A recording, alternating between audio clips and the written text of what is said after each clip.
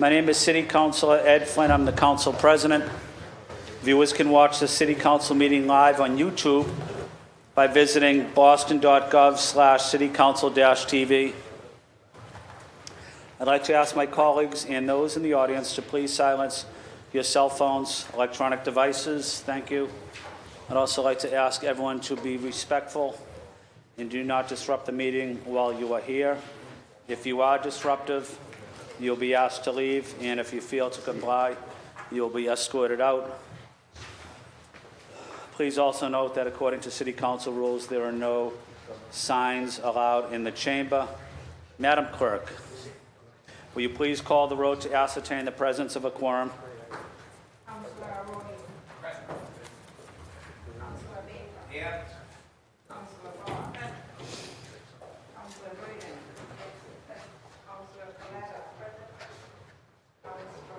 Landis. Here.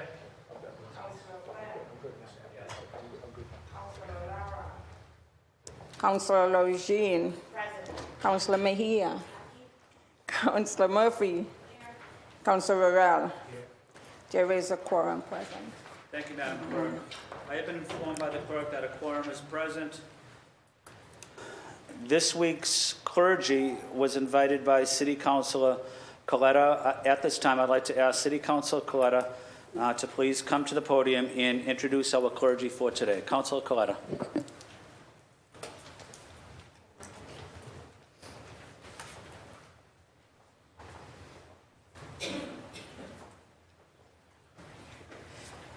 Good afternoon, everybody. I am thrilled to welcome my dear friend, Father Michael De La Pena of St. Leonard's Church of Port Morris Parish in Boston's historic North End. Father Michael was born and raised in the neighborhood, and he's very proud to have grown up in a close-knit and religious community. From a very young age, he was extremely involved with civic and recreational activities for many years before he took his vows as a Franciscan friar. The Franciscans are a religious order of the Catholic Church that devote their lives in service to others. Today, their mission seeks to bring about justice and peace, to end violence and war, poverty and oppression and destruction of our planet. Father Michael is truly emblematic of this mission. He spent years teaching and directing retreats before heading to Guatemala as a missionary for over 20 years. He was the director of the Valley of the Angels Orphanage, a home and haven for over 200 children in the area referred to as the Red Zone, rife with crime and poverty. He not only provided shelter, refuge, food, and religious teachings at the orphanage, but an education fully integrated with math, arts, music, nature, and science to further enrich the lives of these children. In 2020, we were so grateful to welcome Father Michael back to his beloved North End. Since then, he has fostered a welcoming and inclusive environment at St. Leonard's Church. Parishioners have told me personally that Father Michael's enthusiasm and energy has inspired many to come back to their faith and to reaffirm it as well. On a personal note, I walk the streets of the North End often, and I see him all the time on Hanover Street, giving blessings to the community and spiritual guidance to so many. I don't understand how he's able to get errands done because everybody stops him on the street. He is that beloved in the North End. You truly are a treasure to our community. You promote love and understanding through the Word of God, and I'm so humbled to welcome you here today. Thank you so much for this opportunity to be here. I'm very grateful, and I'm pleased to be able to just offer a little prayer together. So if we could, we can begin in the name of the Father, the Son, and the Holy Spirit. Amen. Today's scriptures, coincidentally, recount an inspiring example of moral integrity of three Hebrew men, Shadrach, Meshach, and Abednego. They fearlessly chose to stand up to idolatry and ideology. They choose truth over self-preservation. They choose to obey God's law over human law, the law of the land. They recognize a higher law than the secular law. They chose to listen to their conscience, the voice of God, which is louder than really over the louder voice of the king, who is powerful, and they even are willing to suffer the consequences of their actions. They're actually thrown into a furnace. And if we think that's a lesson of the past, last week in Israel, legislation was proposed to make it a criminal offense to convert to another religion, Christianity.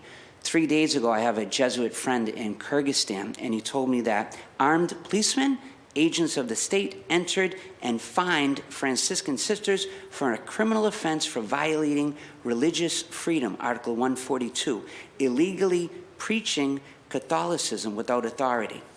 Just want to pray this morning for the moral courage, Lord, today in our hearts to choose your love. We pray in a special way that we might always follow your law of love, that we may listen to our consciences, that we may trust what Jesus says today in the gospel, that the truth will set us free, not a truth defined by society, which sometimes allows truth to be an idolatry, something in which we think we can do anything we want whenever we want.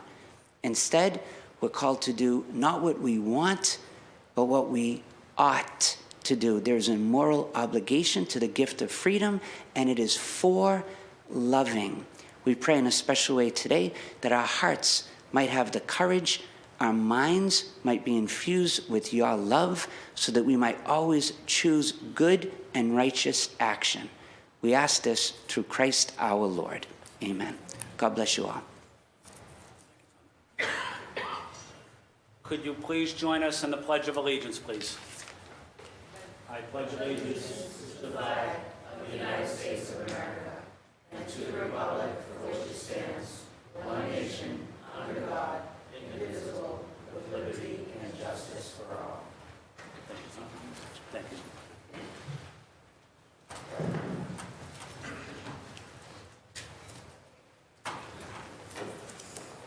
Thank you, Father Michael, for those inspiring words and prayer, and honored to have you here with us. Madam Clerk, can the record be reflected that Councilor Lara is present? Sure. I'd also like to recognize a good friend of the Boston City Council, State Representative Worrell is also here. Good to be with you, Representative Worrell. At this time, we do have a presentation. For this presentation, I'd like to ask our colleague, City Councilor Michael Flaherty, to come forward. Please. Thank you, Councilor Flaherty.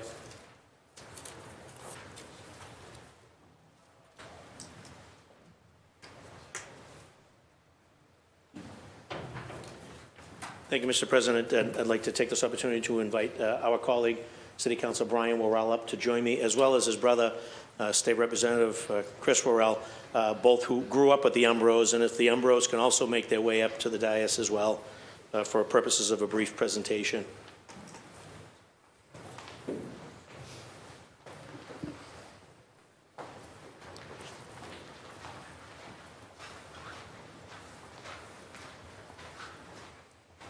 Yep, come right up, gentlemen. In 1973, Natali Tony Umbro founded Umbro and Sons Construction with his wife, Georgette, and sons Anthony, Paul, and Joseph. The company grew from working on small subcontracts to delivering major prime contracts to owners, such as Boston's Water and Sewer Commission.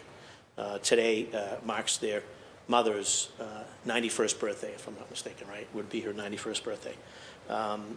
They are one of the few Boston-based general contractors in their industry, and they've revitalized hundreds of miles of water and sewer systems for the city of Boston.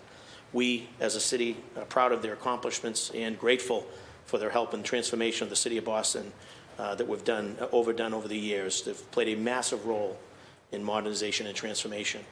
Boston has both a unique, as they know, and outstanding water and sewer service, recently rated the best in the country, and at a minimal cost through aggressive maintenance and failure prevention. Umbro and Sons Construction Corp. has proudly been advocating that goal since 1973. They are 50 years old, and they've been a 50-year partner for our city of Boston. The Umbro team works in lockstep below ground as well as above ground to anticipate problems and communicate solutions with owners and residents in some of the toughest projects throughout the city.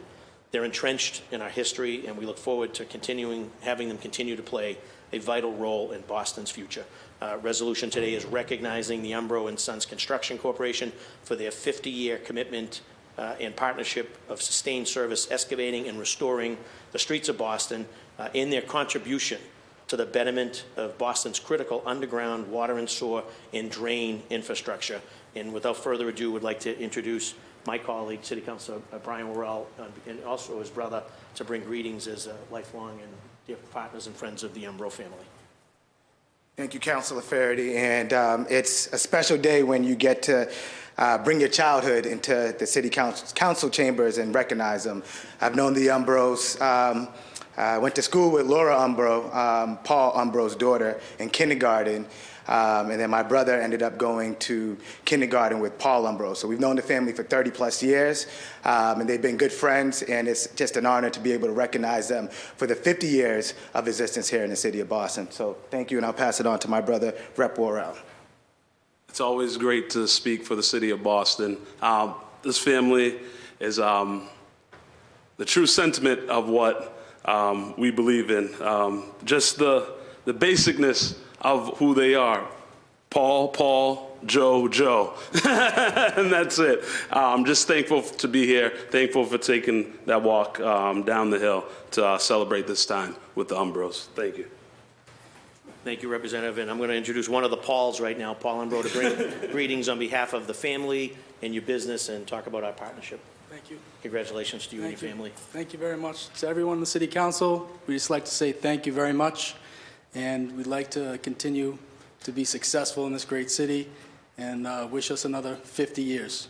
Thank you very much. 50 plus. And I also want to say a special word. The city's given us a lot of opportunities as a small local business enterprise, particularly recently we've been blessed with the grant for the Boston Contractor Opportunity Fund. And that's helped us get a huge hiring blitz out. And we're going to be hiring a few Boston residents. And we hope that those opportunities continue to come our way and to other deserving contractors like us in the city moving forward. Thank you very much. My colleagues can join us for a quick photo with the Umbros. Who's the oldest? Tough question. Yes. Get right in there. Get right in the two of you guys. Paul, Joe, Marcus.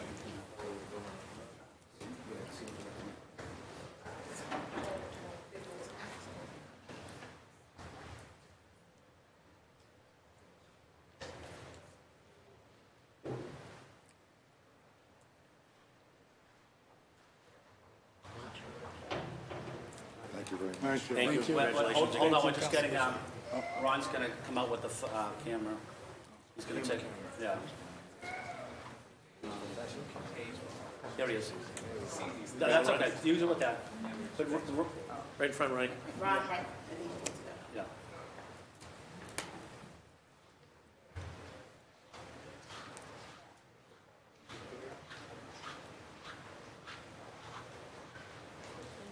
Thank you.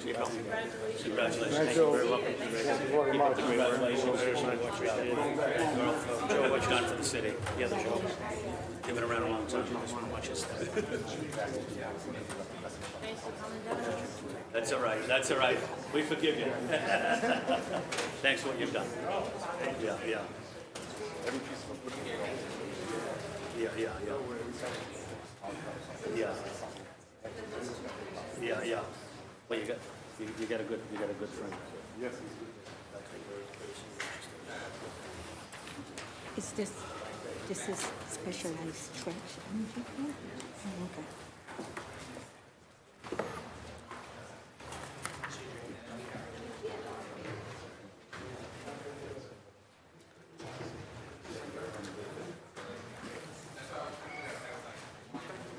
Bit of anxiety.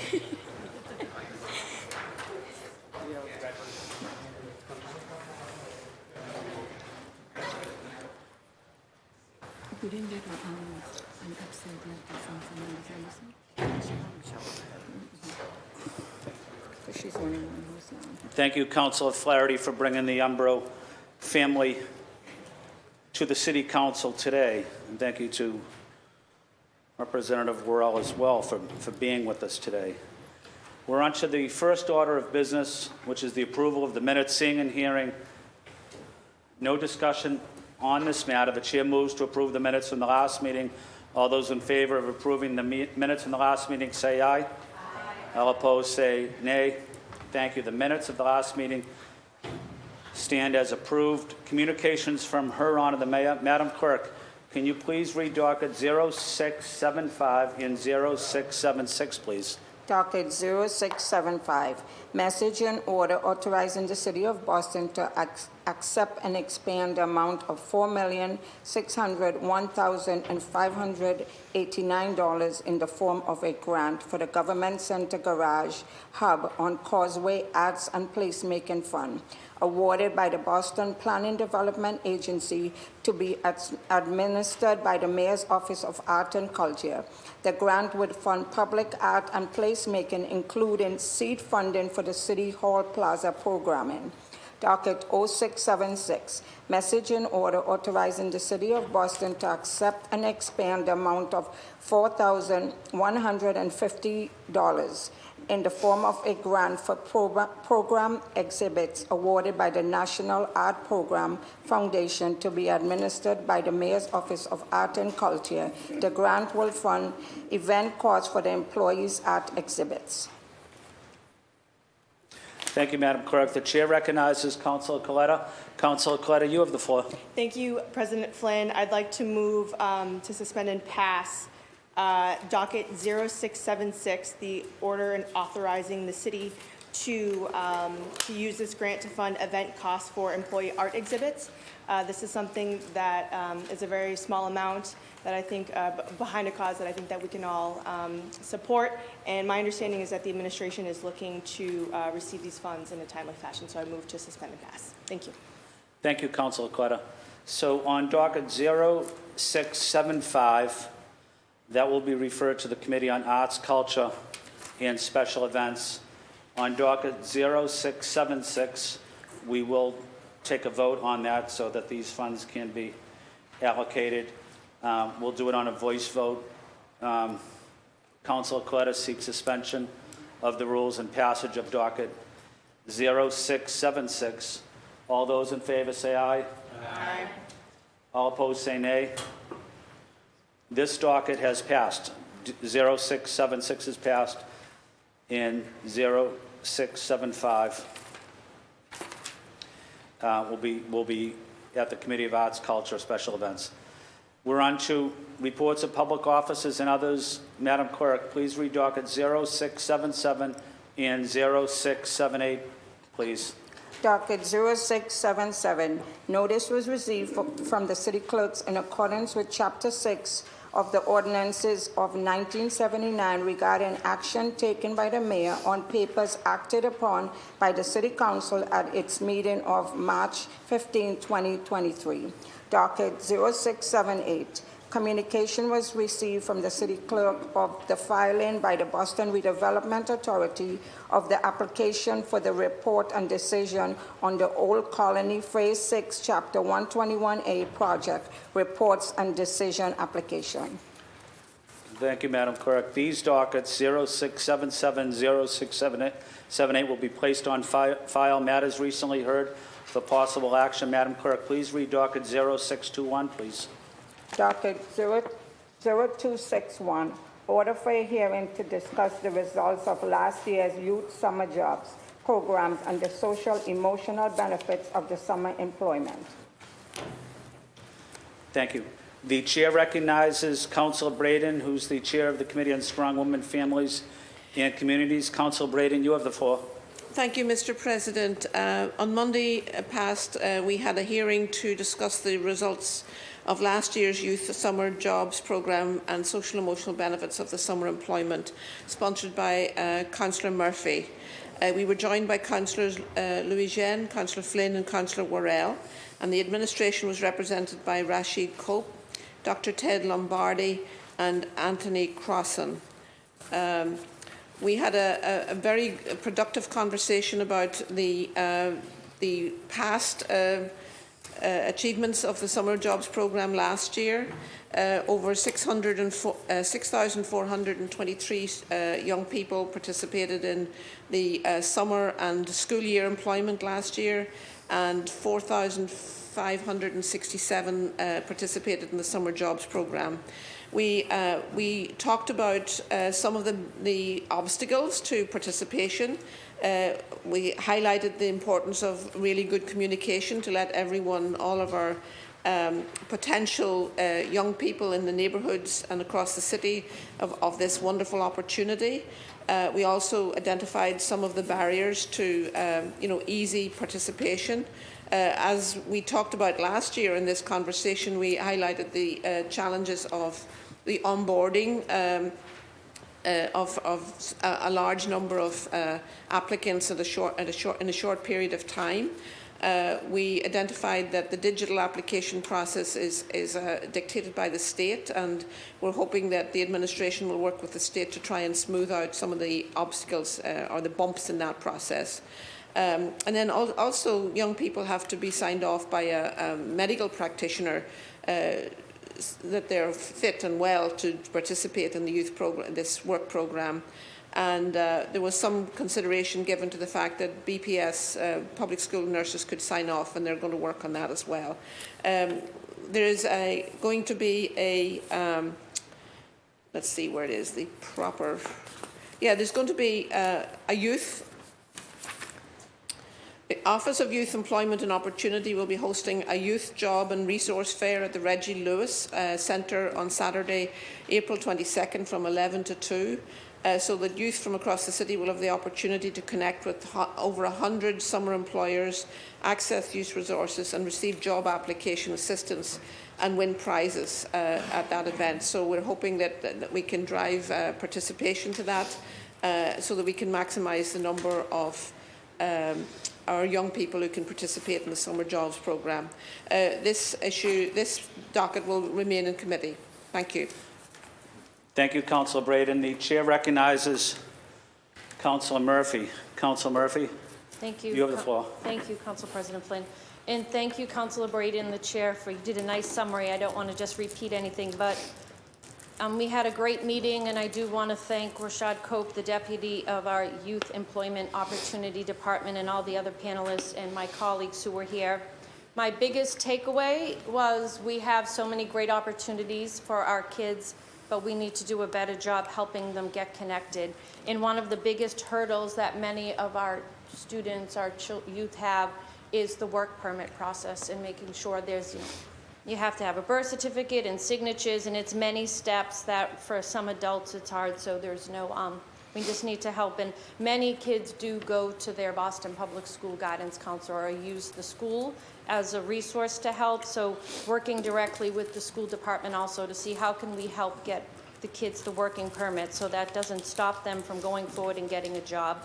And you mentioned the job fair, Councilor Braden, but also we talked about what other ways we as a city can do to really advertise Rashad Cope mentioned that, we used to put ads on buses or on the MBTA stops, and making sure that we use every resource we can. Not the posters and the social media is good, but what also, I may have taken the liberty, but I know that all of my colleagues here on the council really care that we're connecting with the kids. So we did say that our offices would also obviously make a great effort to connect and make sure kids in every neighborhood are knowing that these opportunities are here. Nothing's worse than knowing that kids may be staying home during the summer months and there's opportunities that they just weren't aware of that are out there for them. So thank you for keeping this in committee so we can continue to help support that department. Thank you, President Flynn. Thank you, Council Murphy. This docket 0621 will remain in committee. Madam Clerk, please read docket 0253, please. Docket 0253, order for a hearing to audit the City of Boston procurement processes, procedures, and progress.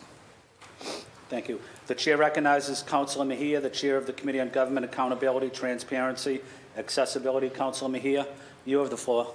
Thank you, President Flynn. The Committee on Government Accountability, Transparency, and Accessibility held a virtual hearing yesterday on docket 0253, order for a hearing to audit the City of Boston's procurement processes, procedures, and progress. I believe it was Monday. I can't keep up with my days. This matter was sponsored by myself and Councilor Anderson, and was referred to the committee on March 27th, 2023. We were joined by my colleagues, Councilor President Flynn of District 2, Councilor Breeden of District 9, Councilor Lada of District 6, Councilor Roel of District 4, and Councilor Anderson of District 7. We also received an absence letter from Councilor Ruthie Louijean at large. Testimony we heard from many community members, including Luis Roman, who's with Amplify Latinx, Argentina Villar, who's the manager of LV Home Improvement and Cleaning, Inc., Darren Johnson, who is with the Black Economic Council of Massachusetts, Robert Green, who's the owner of La Palmas, and Rafael Danielito Guzman, who is with Ray Services, Inc. Testimony was taken by the administration officials, including the following: Chief Iru, who's the Chief of Economic Opportunity and Inclusion, Andre Lima, Director of Supplier and Workforce Diversity, Michael Miller, Director of Strategic Procurement, Jennifer Dufour, who's the Deputy Director of Strategic Procurement. What the vendors said during the hearing is that we had an opportunity to learn about the various obstacles many of our small businesses and micro businesses face when attempting to access city contracts. The vendors shared the challenges of accessing capital and how that was compounding effect with the city's payment schedule. We learned that the city takes 60 days on average to pay vendors after a good or service has been rendered, which can take a toll on small businesses and micro businesses. One thing that came up from our community panel is around feedback. If a business is not given a contract, they have asked the city to provide what they could do differently and whatever feedback so that they can make those changes and be more successful in the future. We learned that many businesses are not aware of contract opportunities and the need for outreach. Many of our community panel also shared how legalities oftentimes and the lack of understanding legal terms has been a barrier for many, and it intimidates many of them who are attempting to get a bid on a contract. Lack of uniformity in paperwork also makes that much harder to navigate. I was really enthusiastic with the administration's response during their participation. The administration was enthusiastic and really leaning into the conversation and verified that many of the steps that they were already taken really addresses a lot of the issues that the community panel brought up. We were glad to hear that the city is attempting to standardize and simplify RFPs, and we applaud and appreciate the many efforts of the Supplier and Workforce Diversity Department for filling in the technology lacks, particularly around connecting businesses to contract opportunities. They shared how they have repurposed their monthly newsletter to share contracting opportunities in addition to publishing a buying plan and offering opportunity fairs. They shared how they were able to provide 5 contracts under the Sheltered Market Program and the grants that have given under the third round of Opportunity Fund. And these are some of the areas that we still need a little bit of work on. We would like to acknowledge the progress that the city has made in the procurement space, while also accepting that there's still a lot of space for growth. The City of Boston is still hovering over 6.4 to 6.5% of MWBE utilization. We asked if there has ever been an analysis of the percentage of businesses in the Certified Business Directory in comparison to those that exist in the city, in order to inform outreach efforts and expand the list of MWBEs. This is something that the administration said that they would like to do. They also said that they are seeking ways to work with immigrant businesses, and admitted that they need to work on creating more culturally sensitive advertisements, outreach efforts, and technical assistance to support, as well as expand language access.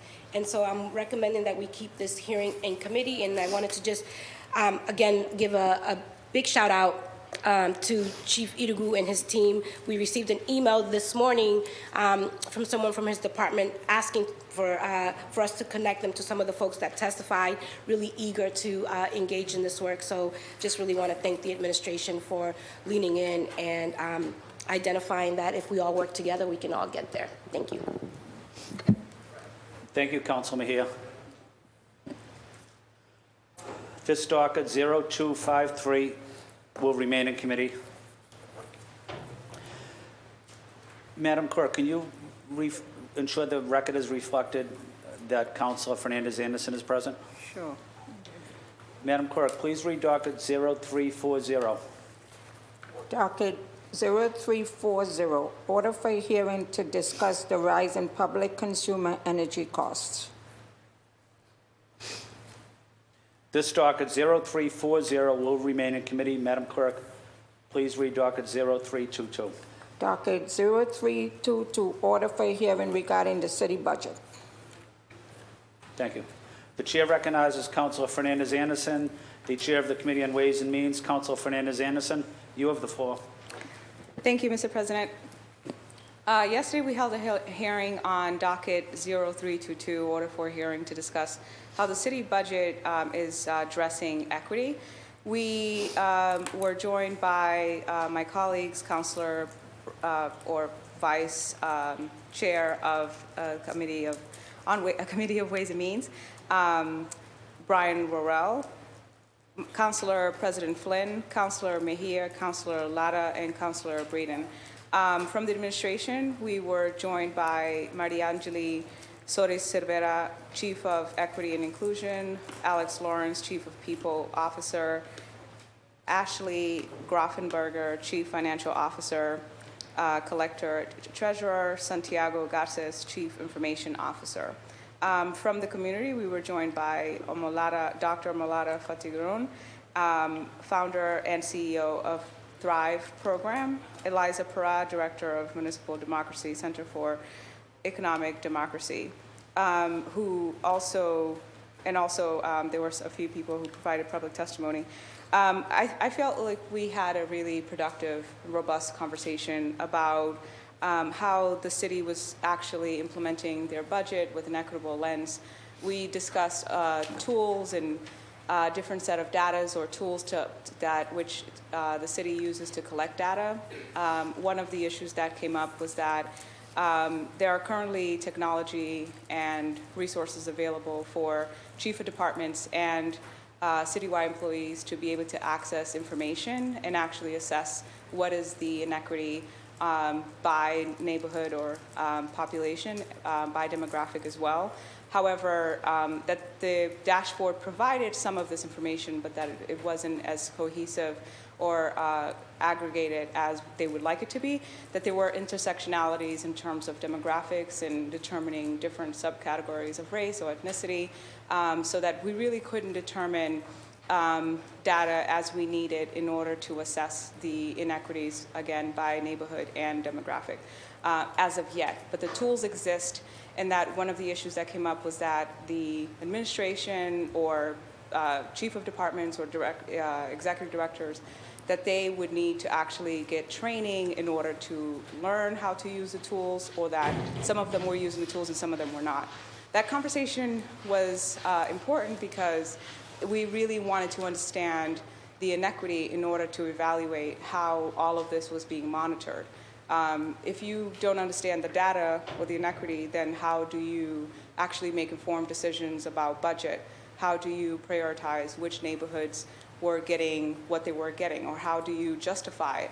And so the administration and or the panelists all talked about how the administration gets together with, or there was a process by which that the chief of departments would submit written forms, and that it takes a verbal conversation to about equitable budget process. However, the contention is that we are not, how are they able to actually do that without the data? So if there's no data, then how are we actually doing that with an equitable lens, or how are we actually implementing specific metrics based on the numbers, based on realistically the different interest areas, social determinants of health? So I think that it would be, Councilor Worrell, my vice chair, proposed that he is currently working on something. I'm not at liberty to discuss, but looking forward to partnering with Councilor Worrell to take this to the next level. And hopefully it means that we're working with administration to be able to have a clear, transparent conversation about what this would look like. And I think that the administration does have intentions to moving toward that way, getting or understanding the fruits of our labor, or actually understanding impact and how we're allocating funds in the city of Boston. Some of the issues was also that a lot of the departments are highly, not that we're not hiring Black people, but we were actually decreasing in hiring Black people. That in terms of like Latino and Asian was increasing a little bit in the city of Boston, but still that the majority of Black people that aren't hired in the city of Boston are more on the lower end. And so that the HR was doing at the best that they could to not only retain with training and technical tools from the equity cabinet, but also that they were trying to recruit more Black and brown people. So when we looked at the chart that was provided, it showed that the numbers were either stagnant or that we were actually decreasing in diversity overall in the city of Boston. But that there are a lot of tools, there are a lot of initiatives, there are a lot of programs that are working toward increasing those numbers. But again, I think the conversation also has to, the work has to be about actually being intentional in creating those pathways to workforce in the city of Boston, but also looking at the different categories and saying, yes, we have Black people that work for parks, for example, we have Black people that work for custodial or, public facilities, but what are they getting paid in comparison, and actually aggregating all of that data, again, by demographics, and really doing a full study and assessment in order for us to talk about what the metrics or the formula would look like to make it equitable or fair. So I hope that you, my colleagues here, and employees in the city of Boston, and everyone else, white, Black, brown alike, I think that people, as we stand today, we all want everyone to be treated fairly, and we all want equity. But systemic racism is a monster that has been at play for centuries, and now, or at least a couple, and now we have to, in order for it to dismantle it, we have to move forward with it critically and strategically in order to actually implement these metrics or these systems that monitor, evaluate, recommend actual plan of action that can work. So I look forward to continuing this work. I look forward to partnering with Councilor Worrell and the rest of my colleagues to be able to do this work more intentionally. Thank you.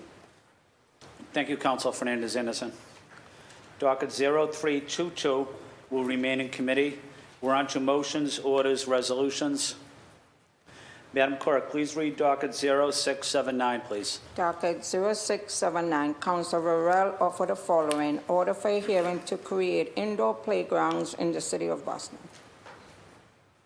Thank you. The chair recognizes Councilor Worrell. Councilor Worrell, you have the floor. Thank you, Chair. And as a new father, I have a growing appreciation for the need to get out of the house, for kids to have space to play. My son is only 10 weeks old.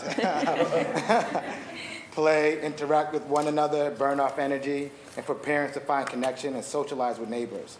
Boston established the first public park in America, and in 2018 became the second major U.S. city in which every resident has access to public green space. Boston has the opportunity to continue to lead in public recreational spaces. In addition to our world-class parks and outdoor playgrounds, we can offer our residents year-round access. Indoor playgrounds are available all year, providing warming and cooling centers alongside entertainment options. They can find support with climbing gyms and rock walls, weight rooms and fitness centers, and spaces for classes and gatherings. The benefits go beyond improved health. Regular access to play facilities helps students do better in school. It helps them learn critical social and emotional regulation skills. It even helps to reduce violence and build community. With school sites slated for merger, BCYF centers in need of renovation and expansion, and empty storefronts scattered throughout the downtown neighborhoods, we have an opportunity to provide new facilities that drive foot traffic in neighborhoods still recovering from COVID. Providing all Bostonians, especially our families and kids, more recreational opportunities will help build communities. These centers can become anchors of neighborhoods, bringing increased foot traffic to downtown storefronts and neighborhood centers throughout the city. Thank you. Thank you, Councilor Worrell. Would anyone like to speak on this matter? Would anyone like to add their name? Madam Clerk, please add Councilor Arroyo, Councilor Barr, Councilor Braden, Councilor Coletta, Councilor Flaherty, Councilor Fernandez-Anderson, Councilor Lara, Councilor Louis-Jean, Councilor Mejia, Councilor Murphy. Please add the chair. Docket 0679 will be referred to the Committee on Environmental Justice, Resiliency, and Parks. We're on to personnel orders. Madam Clerk, please read docket 0680. Docket 0680, Councilor Flynn offered the following: The chair seeks suspension of the rules and passage of docket 0680. All those in favor say aye. Aye. All opposed say nay. The ayes have it. The docket is passed. Madam Clerk, please read docket 0681. Docket 0681, Councilor Flynn offered the following: The chair seeks suspension of the rules and passage of docket 0681. All those in favor say aye. Aye. All opposed say nay. The ayes have it. The docket is passed. We're on to late files. I am informed by the clerk that there are 0 additional late file matters.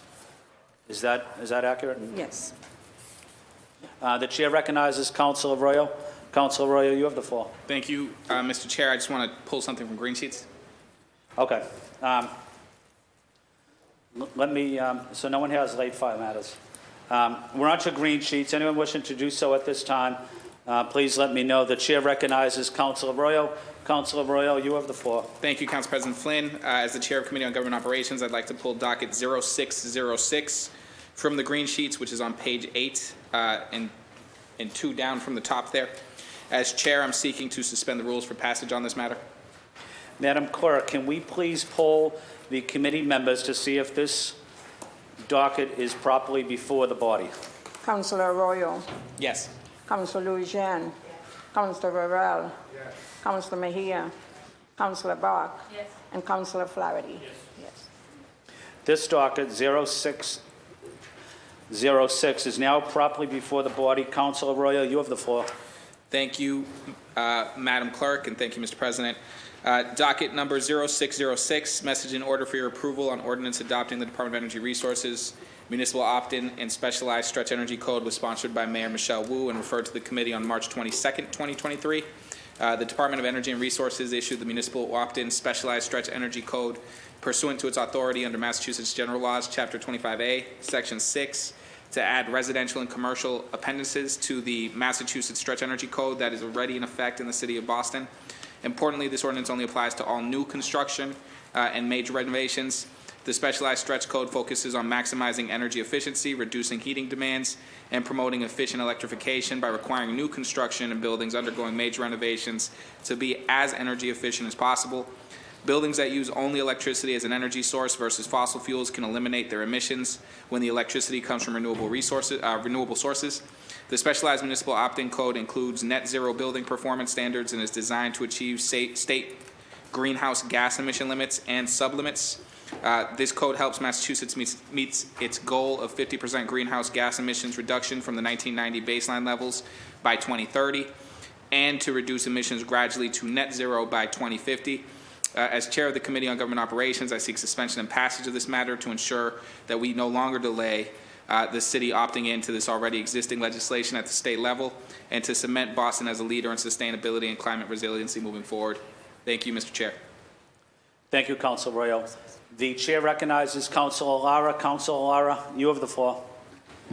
Thank you, President Flynn. I just wanted to share a little bit more context because the City of Boston is doing a lot of work in terms of making our buildings green, and there are a lot of different moving pieces. We've been having conversation about the possibility of joining the 10 Cities demonstration project, which the City of Boston was not selected to do. There is a pathway in 2024 to go towards all electric based on the outcome of the 10 Cities demonstration project, but ultimately we're either going to end up at a place, we don't know if we're just going to end up similarly to today opting into something that the State House is recommending or actually being able to write our ordinance as a City of Boston. I want to urge my colleagues to vote to pass this today. I think when we think about our buildings, I'm going to say this again, 70% of our buildings are responsible for all of our carbon emissions. And the way that we've been thinking about this problem, I've been talking about it as slices of a pie.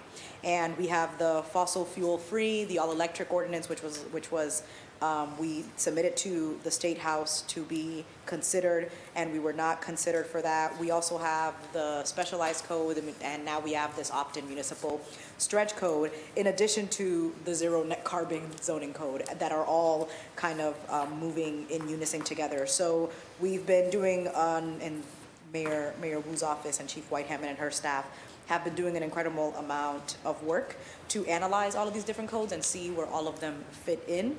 So opting in to this municipal code, or what we've been calling the super stretch code, would really help us cover another piece of the pie. And once the 10 Cities demonstration project goes through, we'll see how much is left to cover, and then we will consider whether or not the zero net carbon zoning code will move forward. And so ultimately, I think that it's putting us one step closer to really reducing the carbon emissions that come from our buildings, but I just wanted to share a little bit more detail about what is in consideration and the direction that we're moving in as a city when it comes to making our buildings green. Thank you, Councilor Lara. The chair recognizes Councilor Flaherty. Councilor Flaherty, you have the floor. Thank you, Mr. President. Just through the President to the Chair, and because we're not having a hearing, just was curious as to whether or not there's been any discussion on the committee or with the administration with our building trades, the pipe fitters, the gas fitters, the plumbers, the electricians, as well as our other contractors and partners. So has there been any dialogue? Because the first I'm hearing of it, we're not going to have a public hearing. So if the chair has had any contact with any of the aforementioned and/or has been dialogue with the administration, just to make sure that what we're putting forward, and if we're voting affirmatively to say that we've at least reached out to our partners in the building trades and other contractors in the city. Thank you, Mr. President. Thank you, Councilor Flaherty. The chair recognizes Councilor Arroyo. Councilor Arroyo, would you respond to Councilor Flaherty about some of the outreach we did on building trades? So I can't speak for what the administration did for outreach. I personally have not spoken to the building trades on this. So just to be clear, I have not spoken to them. I don't know what communications either the environmental chair or the administration had, so I can't speak to them. I can only speak to myself. I have not spoken to them. But I have also not received any kind of communications from them that they have any opposition to this particular opt-in. Councilor Flaherty, I understand your concern. We haven't had a hearing on this. I'm asking my colleagues, do we want to seek some assistance, some guidance from the administration on what type of communication we have had, the administration has had with the building trades? Certainly, they're an important piece, they're an important partner, but I would like to see what type of interaction we had with them as well.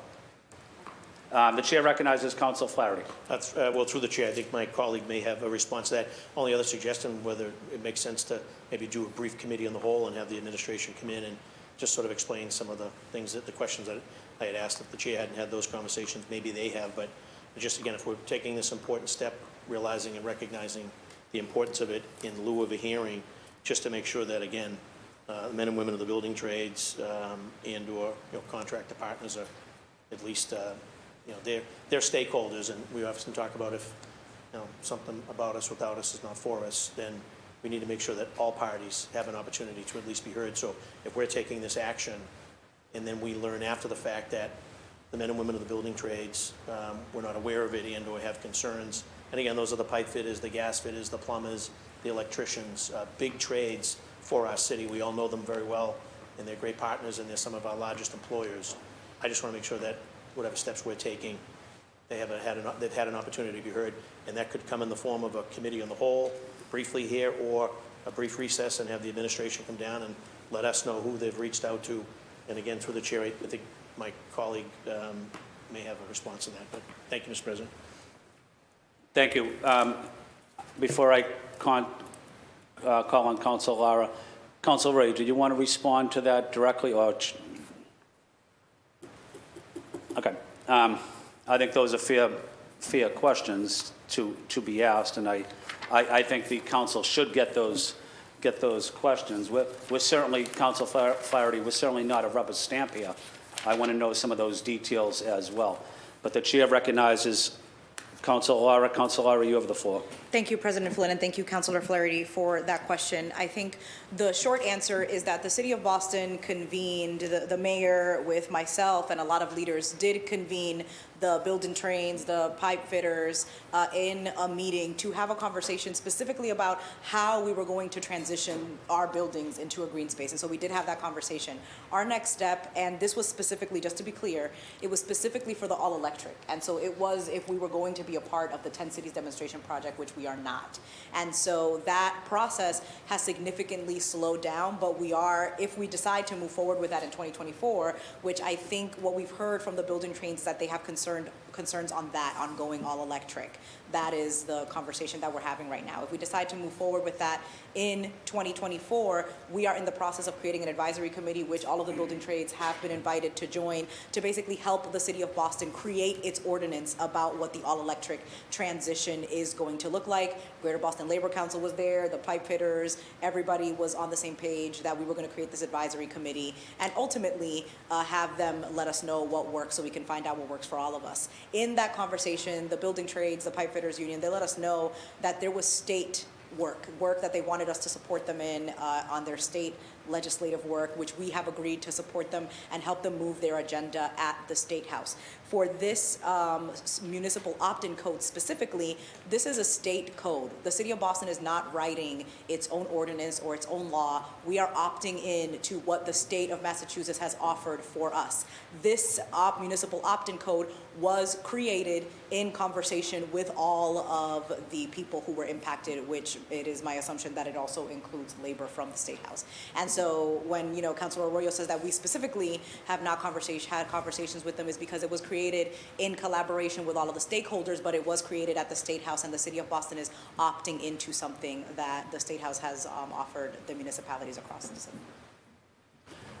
The chair recognizes Council Flaherty. Council Flaherty, you have the floor. Thank you, Mr. President. That was very helpful. And if moving forward at the advisory committee, if the council can just make a recommendation that crane operators, excavation companies, heavy equipment operators, that they be invited, obviously, to participate in addition to our building trades. Those are the men and women, those are the companies that are either taking the buildings down or excavating, and it's also those cranes. Arguably most, if not all of them, are run by diesel fuel. I don't know any that are electric, or if they are electric, if they have sort of the horsepower, if you will, to be able to lift the staging and the steel and the granite. So I think that they also need to be incorporated in any discussion moving forward. So, but through the chair, thanks to my colleague for clarification. Thank you, Council Flaherty. Thank you, Council Lara. The chair recognizes Council Arroyo. Council Arroyo, you have the floor. Thank you, Mr. President. I also just took the moment to speak with IGR representatives here. And so apparently Lou Mandarini from the city did have conversations with the plumbers and gas fitters, as well as Brian Doherty from the Greater Boston Labor Council, and they are in support of this. Thank you. Thank you. The chair recognizes Councilor Baker. Councilor Baker, you have the floor. Thank you, Mr. President. I wasn't going to say anything on this, but this specialized stretch code, aptly named stretch code, I just want to read one thing here. Requiring mixed fuel buildings, that's every place we live. Every one of us lives in a mixed fuel building right now. Requiring those buildings to add for future conversions to electrification and to install solar. Like requiring it. We're not having a hearing on it, but we're going to require every building in the city to add future wiring. It's, again, more bureaucracy that we're looking to do. It's not conversations. There's no talk about the incentive to get to electrification. And I believe that is the way. New buildings, they're all going to be electric moving forward. But forcing this sort of stuff, I believe, is I don't want to say bad. I think it's short-sighted. It's again trying to deliver another victory with a green ribbon hanging on it. There's not a builder. If you talk to any builders, if you know any builders, there's not one of them that's going to say, I want to build a less efficient building. And what's the incentive for doing all this here? There's never any incentive. It all feels punitive. Thank you, Mr. President. I will be voting no, based on no hearing and a whole bunch of questions. Thank you. Thank you, Council Baker. The chair recognizes Council Arroyo. Council Arroyo, you have the floor. Thank you. I just want to be clear, this doesn't impact anyone's home here. This is for new construction or major renovations that are taking place. So I guess if you're doing major renovations at your home, then this may apply, but this is for new construction. It doesn't retroactively touch anything else. And I'll just also note that research has been pretty clear that creating energy efficient homes doesn't really add to the bottom line of folks who are building it. And so there's very little disincentive to do so. And so I will be obviously voting in support of this, but I just want to be clear for folks that this doesn't go backwards. It's only for new construction. Thank you, Council Arroyo. The chair recognizes Council Lara. Council Lara, you have the floor. And before I call on Council Lara, I do want to keep this conversation going. If people have comments, since we didn't have a hearing on it, I think it's important to at least get everybody's opinion at this time. So I want to be more inclusive on this issue. The chair recognizes Council Lara. Council Lara, you have the floor. Thank you, President Flynn, and I just want to echo your sentiments. I think that I want to be able to answer folks' questions as much as we can as we move this forward. There is a level of time constraint to this, which is why we're trying not to have a hearing, because there is a delay in implementation. And so we are looking at like an 18-month roadway here, because it calls for a 6-month waiting period, if I'm getting the number correctly. And so passing it now would mean that it wouldn't come into effect until January of 2024, and it wouldn't be implemented until closer to the spring and that summer. And if we wait to delay it, to approve it, then it actually puts us a little bit over 2 years before implementation. And so we're trying to get in under the wire here so that we have time, which I think is like the year, 18-month leeway, but not wait too long where it would make it so that we can't implement it for a couple of years. So just wanted to give some insight about why we're moving in that direction, and also to Councilor Baker's point that we are going to have leeway for implementation, for offering incentives and really being supportive of the community in this transition. Thank you, Council Lara. The chair recognizes Councilor Fernandez Anderson. You have the floor, and then after I'll recognize Councilor Block. Councilor Fernandez Anderson. Thank you, Mr. President. I wonder if the chair or Councilor Lara can speak a little bit more about possible incentives, not just for the developers, but also for residents. Wondering if there's any type of supplementation on if we're doing electric, if they're expected to purchase new equipment, if that home doesn't actually come with it. I'm in support of the idea, but want to understand just the more about the incentives. And I understand the time constraints, so probably will support it, but I do agree with my colleagues that doing this in sort of on this platform is probably not the best way, and would prefer doing it the actual way of holding a hearing in the future. Thank you. Thank you, Councilor Fernandez-Anderson. The chair recognizes Councilor Arroyo. Councilor Arroyo, you have the floor. Thank you, Mr. Chair. And I would just say that normally we would do a hearing. However, as the Chair of Ways and Means is well aware, pretty much every single day between now and the end of June is booked by the Chair of Ways and Means, which makes it incredibly difficult to hold hearings when we don't have days for hearings.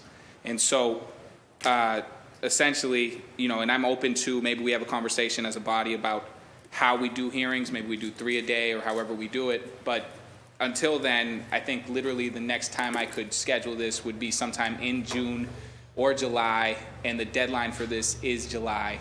And so it creates a real time restraint. And as Councilor Lara had noted, there's an 18-month sort of run into this. It doesn't take place right away. And so we're going to move on that. As to the other part of her question, I believe as the Environment Chair, Councilor Lara has spent more time on this particular piece. If she just wants to speak to that, what I will say on this is it's not for, so I think we do have, I think Berto specifically goes towards sort of retro and all the different things that happen. This isn't for retrofitting, it's for new construction. And so in terms of homes that are not wired like this, well, they're constructing those homes. And so it's for brand new construction or major renovation work. And so I'm not really sure of all of the literal economic incentives that they have to that. But I will say that almost every brand new project that has come into my district uses it as a selling point to community when they are trying to actually get these constructions, these new developments, or these new projects to get community support. They tend to list what their environmental impact is. They tend to list sort of what they're doing to be a net zero building. And most of them are preparing for this requirement already in the construction that they're doing, at least in my district. I can't speak for other people's projects in their districts. So that's it for me. I don't know if the environmental chair wants to add anything to that. Thank you. Thank you, Councilor Arroyo. Patiently waiting was Councilor Bach. Councilor Bach, you have the floor. Thanks so much, Mr. President. I think the important thing to consider with this is that building code and building stretch code, as Councilor Lara alluded to, is all at the state level. I think we often actually have wanted to change things about it at the city level, and we're not allowed to. The things that we have a bunch of things in zoning, but if it moves into the building code space, we get preempted by the state. So the reality with this stretch code is that the state did a series of public hearings, got hundreds and hundreds of public comments on it over the summer, issued draft language in September, then updated draft language in December, then did a series of technical advice seminars and further guidance, and also updated some of the language again based on the guidance in February. So the thing is there is a whole process going on for this, but it's at the state level, and it will never be at our level because building code just preempts us. So whereas when we were talking about the 10 fossil fuel free, or when we're talking about Berto, we're talking about the city of Boston taking an action that puts us kind of ahead of the curve. Here, opting into the stretch code is just a question of, are we the city going to be on the curve with other communities, and it's not actually up to us to edit this. So to me, it feels as though, given the robustness of the state process that's going on, and if the core question is, some communities in Massachusetts are going to have the greenest building code that's run through this extensive stakeholder process in the state, and some aren't. Which of those two groups do we want to be in? It seems to me like we want to be in the first one. And I do think that there's been quite a lot of stakeholder process, and will continue to be, and that everything I've looked up on it, that technical aspect is a big piece of what the state is thinking about, because the state hears, to Councilor Baker's point, from all of the stakeholders being like, wait, but how do I actually do this thing? And that's why the process is slow. But I just think we have a lot of pieces of this green building stuff where the ball is in our court, but here it's not really. And the one piece of the ball that's in our court is whether we accept the stretch code. So I will be voting in favor today. Thank you, Mr. President.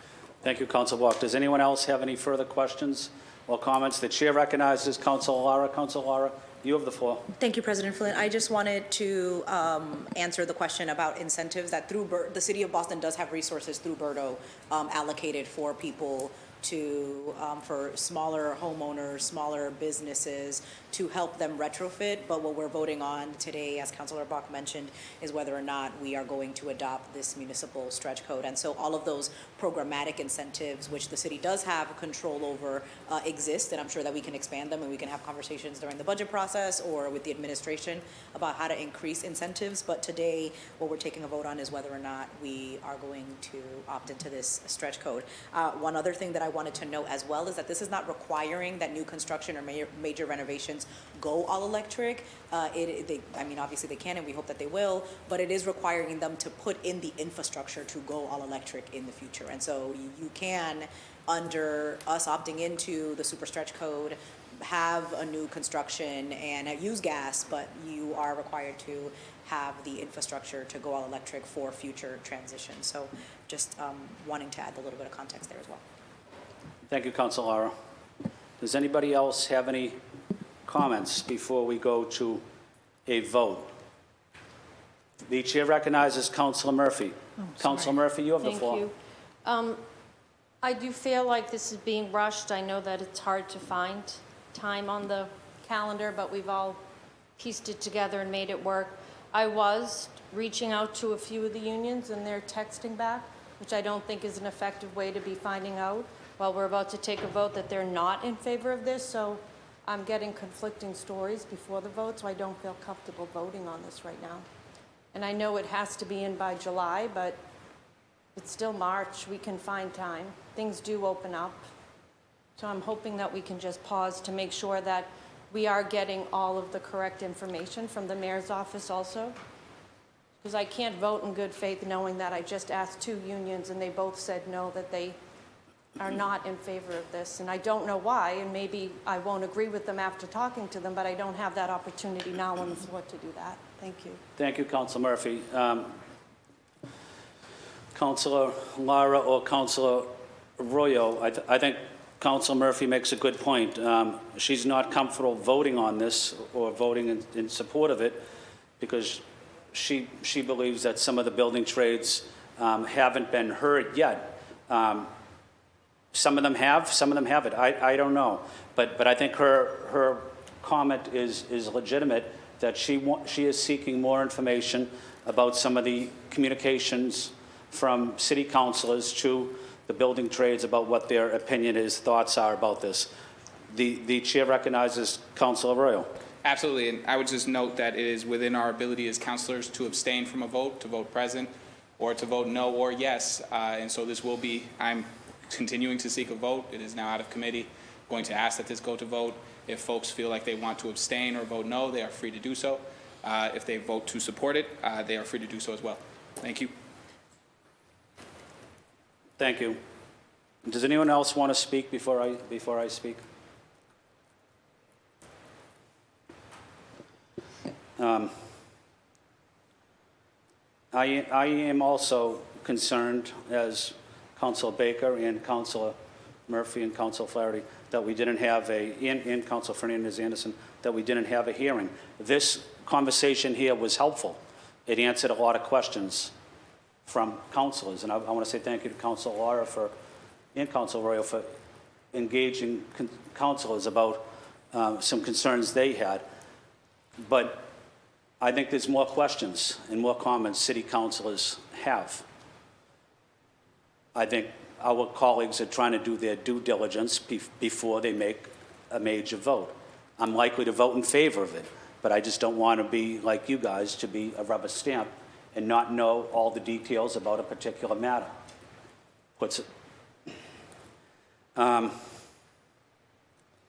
So having said that, Councilor Arroyo, would you consider putting this off for a while so we can get more information? I'm seeking a vote today. Can we get like a 10-minute recess or however long it takes me to speak? Yeah, we'll take a brief recess. Brief recess is fine. We're in a brief recess.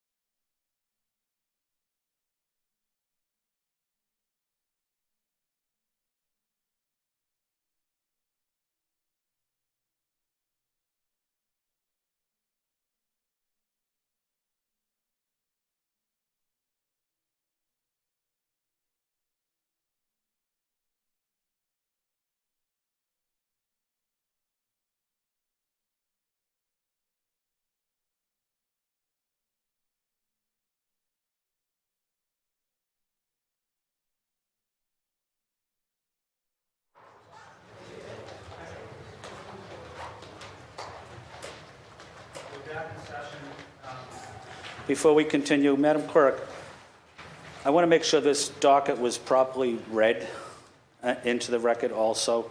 Can you read the docket into the record? Your approval, an ordinance adopting the Department of Energy Resources Municipal Open Specialized Stretch Energy Code. Thank you. The chair recognizes Councilor Arroyo. Councilor Arroyo, you have the floor. Thank you, Mr. Chair. I don't want anybody to feel like they can't get their questions answered before they vote on this. What we're going to do is put this off, table this until next week. In the interim, what I've been informed of is that IGR is willing to have any conversation that any council would like to have with them, but also Chief Reverend Mariam Hammond White from the Environmental Cabinet is happy to speak to any councilor specifically about their questions on this matter.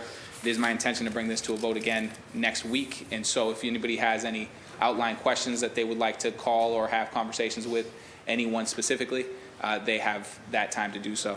Thank you, Mr. President. Thank you, Councilor Arroyo. The chair recognizes Councilor Louis-Jean. Councilor Louis-Jean, you have the floor. Thank you, and I think it's great that we have the opportunity to have one-off questions, but maybe, the administration did also offer to have a briefing, so just finding a time on the calendar where we could just have the entire city council have a briefing, I think would also be helpful. Thank you. Thank you, Councilor Louis-Jean. We'll coordinate with Councilor Arroyo, and maybe we'll publicly notice a meeting and have that type of a meeting with colleagues and with the administration team. Thank you, everyone, for being flexible. This docket 0606 will be put over till next week for possible action. We're still on green sheets. The chair recognizes Councilor Bach. Councilor Bach, you have the floor. Thank you so much, Mr. President. As Chair of the Committee on City Services and Innovation Technology, I'd like to pull docket 0612 on page 3 of 15 of the green sheets. Madam Clerk, can you please poll the committee members to see if they would allow this docket 0612 to come before the body? Councilor Bach. Sorry, Mr. President, do we read it first? Please read it. Please read it into the record, Madam Clerk. Message and order authorizing the City of Boston to accept and expand an in-kind donation of winter accessories and toys value at $10,000 donated by Recreation Equipment, Inc., REI, located at 401 Park Drive, Boston, Mass. 02215. The grant would support Play Shed, a Mayor's Office of New Urban Mechanics placemaking pilot to bring delight to our public spaces and expand access to recreational toys and equipment. Thank you, Madam Clerk. Can you please poll the committee to see if Councilor they would allow the docket to come before the body? Councilor Bach. Yes. Councilor Rowell. Councilor Murphy. Yes. Councilor Baker. Yes. Councilor Fernandez Anderson. This docket 0612 is now properly before the body. Councilor Bach, you have the floor.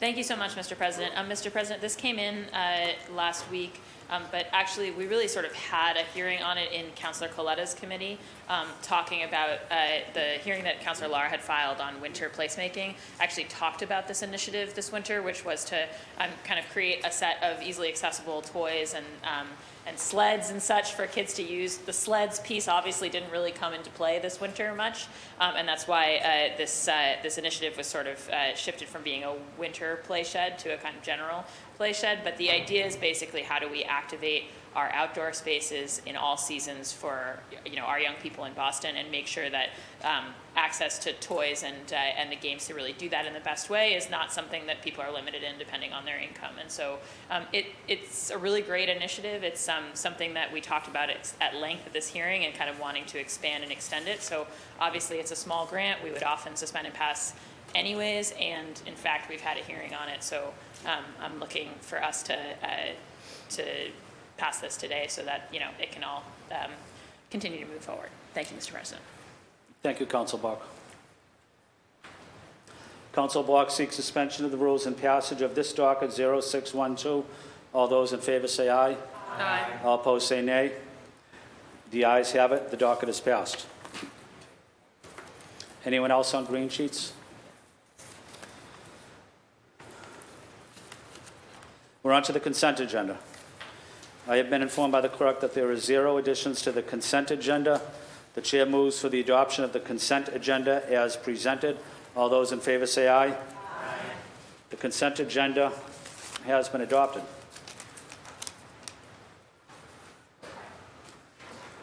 We're on to memorials and announcements.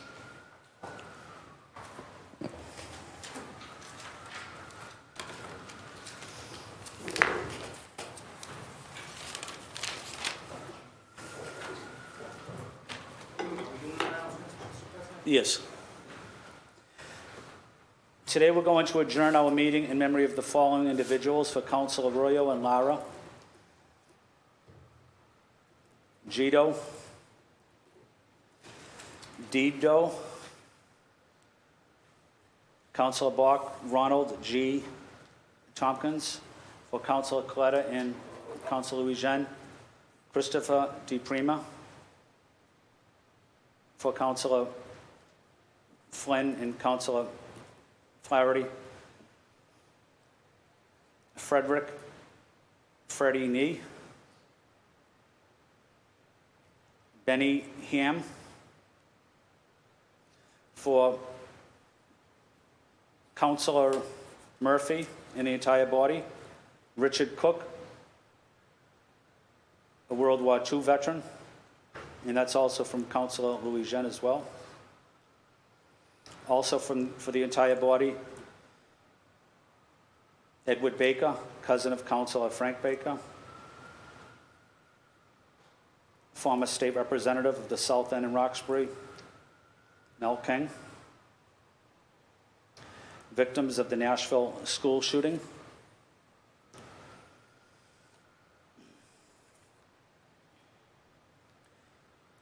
and I also, in memory of the 50th anniversary, I'd also like to add William Thomas Braden as well.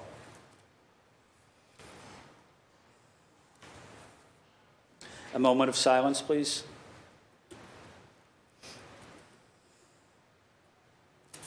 Thank you. At this time, I'm going to ask my colleagues, usually I start with the Arroyo, but this time I'm going to start with Councilor Worrell, and we'll go around that way. If you'd like to talk about a loved one, a constituent, a friend, a neighbor, or an announcement, please do so. The chair recognizes Councilor Murphy. Thank you. Councilor Murphy, you have the floor. Thank you, Council President Flynn. I am going to be speaking about Giannia Wilson, who's here with us. Thank you for coming in. On March 30th, 1999, Giannia Wilson's mother and boyfriend were murdered in their Dorchester home. Left behind in the destruction that day was 6-month-old Giannia Wilson, who police found safe and sound in a dresser drawer when they arrived on the scene. Tomorrow will mark the 24th anniversary of these brutal killings of Shaconda Wilson and William Hainsworth, as well as the 24th year that Giannia begins without them. The baby left behind that day is now all grown up, as we can see, in advocating for the story of her mother to be heard. To this day, no suspect has been arrested or charged in the connection to these murders. Thanks to Giannia's courage and determination, however, the story of Shaconda Wilson and her boyfriend William Hainsworth has resurfaced. The Suffolk County DA's office has explained to 7 News recently that the cases of Shaconda and William are actively being investigated. After growing up without her mother for 24 years, Giannia holds on to hope that one day she can learn who stole her mother from her. I am hopeful that members of our community will support Giannia in advocating for justice for her mother and her boyfriend, and finally learning the entire story of what happened to them. And thank you also for your bravery in coming in. I'm so sorry for what happened, but the council will be presenting you both with some. Thank you. Thank you, Council President Flynn. Thank you, Councilor Murphy. The chair recognizes Councilor Louis Jean. Councilor Louis Jean, you have the floor. Thank you, President Flynn. I want to just lift up the DePrima family, which I'm sure Councilor Coletta will as well. They tragically lost their son in an unfortunate ski incident, and he's a beloved member of State Representative Amatero's extended family, and so I work family, and so I just want to lift him up and his staff up in prayer. Obviously, with the entire body, want to extend my condolences to the King family at the loss of Mel King, who was just, there aren't enough words to say what he means to this city and to every corner of this city. As a young teen learning about the city in Roxbury and in South End, he was immeasurable, and he will continue to have a lasting impact, from stories from his brunches to professors who continue to teach his methodology for change. It's just incredibly impactful, and so I want to lift him up. I want to lift his family up, specifically Pamela King, who spoke with yesterday and continues to mourn the loss of her father in a different way than we experience it. So just thank you to Mel King for all he's given the city. Thank you, Councilor Louis Jean. The chair recognizes Councilor Fernandez-Anderson. Councilor Fernandez-Anderson, you have the floor. Thank you, Mr. President. On Monday, I lost a very good friend of mine, Yasser Nabhan Muhammad, and I just wanted to lift him up today. We held the janaza, or the funeral, for him yesterday. Yasser was a very close friend, a brother, and the patriarch of his family.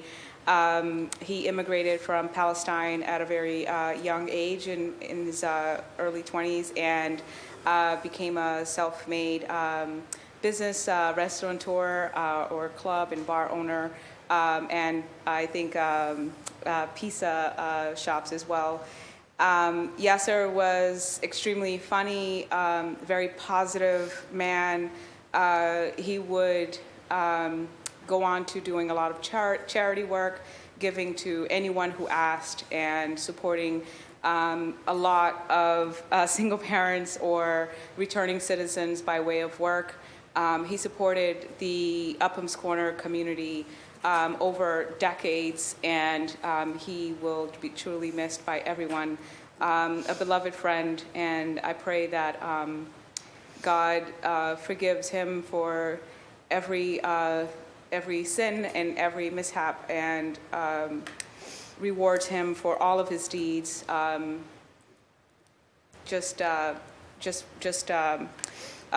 We love him, and it just seems like every week we're honoring someone, or at least for myself, in the last month, 4 people. So it's just, hopefully we have good news coming, and that Yasser has a warm and comfortable state of awaiting, and again, that God accept him into the highest heaven. Amen. Thank you. Thank you, Councilor Fernandez-Anderson.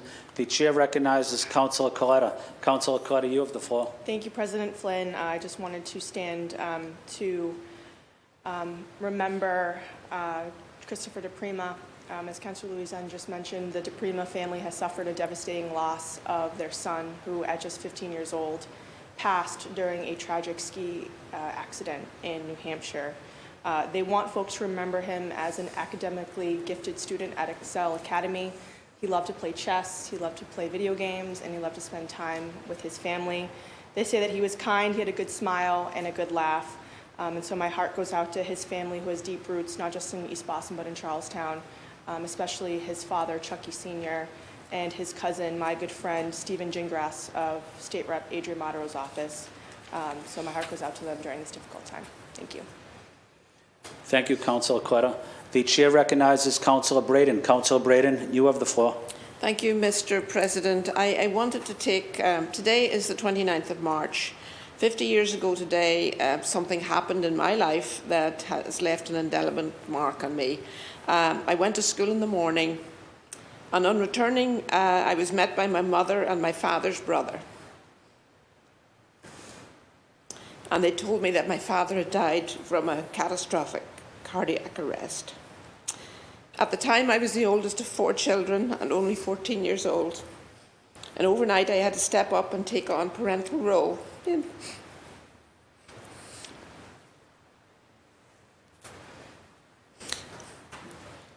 to support my mother and my siblings. In those days, there was no support, no bereavement support, no social workers in schools. We struggled, and that experience has strengthened my belief that our schools and our teachers are vitally important in supporting the social and emotional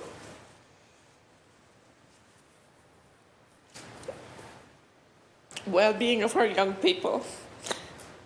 It's vitally important. That's why when Councillor Murphy talks about sports in schools, I'm passionate in supporting access and participation for our school sports and the arts programs that our children vitally need for their mental health. Playing sport probably saved my life.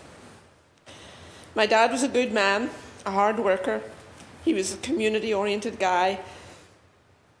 We didn't have electricity in our neighbourhood. We were an economically deprived area of Northern Ireland. We didn't have electricity when I was very young. My dad went door to door, knocking doors and getting signatures to advocate to bring electricity to the area. I think I maybe got some of that from him. So he passed away. He was a quiet guy, very few words, very unemotional, pretty closed off in many ways. And he died at the age of 48 years. My only regret that I never got to know him as an adult. And I just wanted to take a few moments to remember him today. Thank you. Thank you, Councillor Braden. The chair recognizes Councillor Bach. Councillor Bach, you have the floor. Thank you, Mr. President. I just wanted to say a few words about Ronald Tompkins, who was in the memorial list from my district today. He passed away suddenly a couple of months ago, a West End resident with his wife, Denise.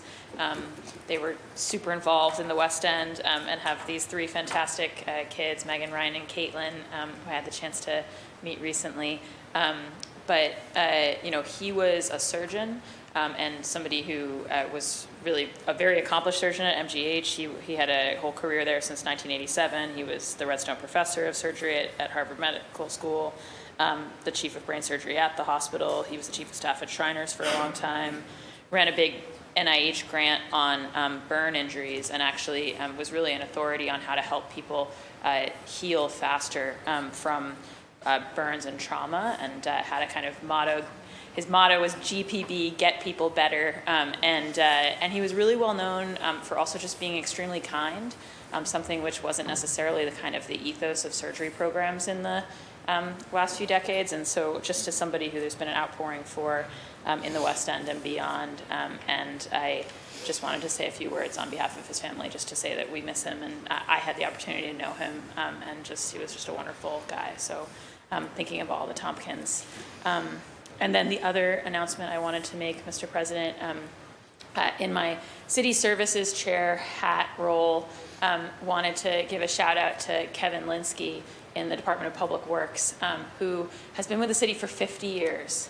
Started as a Hokie, actually at Roxbury Crossing, so the edge of my district and Councilor Fernandez-Anderson's, and is now a senior civil engineer with us, works on repaving the streets, and again has been with the department for 50 years. And Friday's his last day, and I think there will be some celebration on Friday evening for him, but we do have a resolution for him, and we're just really amazed and appreciative of his many, many decades of service to the city of Boston. So I wanted to make that shout out as well. Thank you, Mr. President. Thank you, Councillor Bach. The chair recognizes Councillor Baker. Councillor Baker, you have the floor. Thank you, Mr. President, and thank you for mentioning Kevin Linsky. He's a long-term employee, good guy. You had mentioned Cousin Ed earlier. Thank you to the whole council. Ed was my contemporary, 56 years old, left young kids. Probably the most generous person that I knew. Everybody at the wake and the funeral, the funeral line was about 4 hours long. North Reading had never seen anything like it. Everybody in the line was calling Eddie their best friend. And we didn't have a mass, but we had sort of a thing at the funeral home on the second day. It was more like a roast, honestly. It was good. I was the closer and had to kind of shaped my comments around his young kids and how they had generations before them that they could speak to and try to heal, because so much of our pain is based in the people that we've lost. Eddie's son, the day after St. Patrick's Day, Eddie's son Nolan, I was texting with Eddie all day the day before because Nolan was coming in with a group of kids to talk to me about addiction, homelessness, that sort of stuff. And I got the text at 8 in the morning that Nolan actually found Eddie. So there's pain in real pain in young people's lives all around, but there's some very particular that I experience through my nephews, and heart goes out for them. And 30 years later, the pain, it doesn't get easier or better. It just gets different. But Ed Dog, my cousin, thank you for allowing me to speak.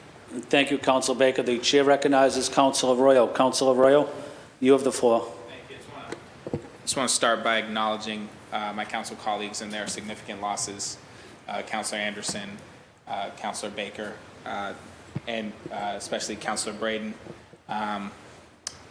I feel safe in saying that you are a walking tribute to him and his work and his life work. I am certain that he would be proud of the way that you carry yourself and the work that you do on a day-to-day basis. It actually is, frankly, an unfortunate part of life that many of the best moments that I think people experience in triumph and in motivation and in moving forward come from great places of grief. And so I am sorry for all of your significant losses, and I hope that there is something that comes from that is positive and that is healing. I also want to take a moment to speak directly to the King family on the loss of Mel, who I've known since I was a child. I can think of no one who, Mel was barely a person to me, to be honest with you. I consider Mel sort of iconic in a very different way. He was always very humane, very human, but he was always bigger than himself to me. Can't think of anybody who embodied their name better. His name was King for a reason. Carried himself incredibly humbly, respectfully, proud, at a time where, as a young child of color in this city, to see someone like him who was proud of who he was, who was strong in who he was inspiring, was something to model, was something to be. I can't think of anyone who has a straight line towards pretty much every elected official of color's development or motivation for change or some direct connection or line to him and his family. His son Nazmo was actually my substitute teacher at one point. Very proud of his family's contributions. Pamela has done a number of different things. They are more quiet in the background, but it is a family of service. I'm grateful to them for extending their father's time with the community and making those sacrifices that I think so often many elected officials here know the sort of sacrifices that get made between being with family and loved ones and doing community work for the community as a whole and your loved ones. And he did a whole lifetime of that. And so I hope he rests in power. Grateful to him for his impact and his family for sharing his time with us. And I'm grateful that he made Boston home. Thank you. Thank you, Councilor Arroyo. The chair recognizes Councilor Murphy, and then we'll go to Councilor Mejia. First, we'll go to Councilor Mejia. Councilor Mejia, you haven't spoken yet. The chair recognizes Councilor Mejia. Thank you, Mr. President. And I just wanted to extend my deepest condolences to the King family, too. I was 13 years old when Mel ran for mayor, and it was, even though I was 13, it was still an exciting time to see that someone could actually represent us in a way that really made us feel seen and heard. And my daughter is 13, so it's really ironic that she is able to understand what this moment also means. And so I just wanted to uplift the King family, and I'm just so incredibly grateful to then Mayor Janey, who dedicated the square to his name, and that he was able to see the love that so many people have for him, because oftentimes it's not until we're gone that we get to see the impact that we made. And so I just wanted to uplift Mayor Janey for taking it upon herself to recognize his commitment to the city of Boston. So sending my sincere condolences to the King family as well. Thank you. Thank you, Councilor Mejia. The chair recognizes Councilor Murphy. Councilor Murphy, you have the floor. Thank you, Council President Flynn. I wanted to recognize Heather Cook, who's here with us. On Monday, she reached out to our office to tell us that her dear father, Richard Cook, born in 1925, World War II veteran, Navy Marines, was coming home from the hospital, transported to go home in hospice, and he passed away yesterday. And we just want to send our condolences to you. I know you're a strong South End family, live in Tent City. I see you out. And your dad would always proudly show up to the veteran events around the city. Just so happy to be out, but also so proud to always have that cap on, his World War II cap. And anyone who would speak to him, he always wanted to share stories, which I think is so important for our veterans, that we listen to their stories, that we hear directly from them, what it was like, and just teaches us so much. So I personally, and I know this body, just wants to send our condolences to you and your family on the passing of your father. So thank you for coming in today. Thank you. Thank you, Councilor Murphy. I would also like to speak on behalf of two people as well. Mr. Cook, who was a constituent, and I had a wonderful relationship and friendship with him and his family, and want to thank him for his service and sacrifice to our nation, to our city, and for the wonderful family he has.